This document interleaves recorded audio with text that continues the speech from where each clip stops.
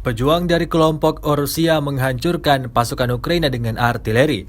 Rekamannya ramai beredar di media sosial Telegram pada Senin 7 November 2022. Selama pengintaian udara ke arah Limansky, pergerakan DRG militan Ukraina terungkap. Tembakan pasukan Rusia yang diarahkan dari tunggangan artileri menghancurkan kendaraan Humvee angkatan bersenjata Ukraina dan semua personel di dalamnya. Tampak dalam rekaman kendaraan Humvee tersebut hancur terbakar hingga kepulan asap tebal memenuhi area hutan tersebut.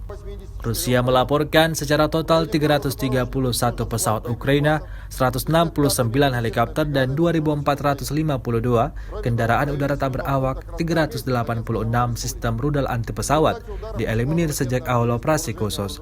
Sementara itu dari kubu Kiev, Kementerian Pertahanan Ukraina melaporkan 490 tentara Rusia dieliminir dalam 24 jam terakhir. Sebanyak 75.930 prajurit Rusia meninggal sejak awal konflik hingga hari ke-256.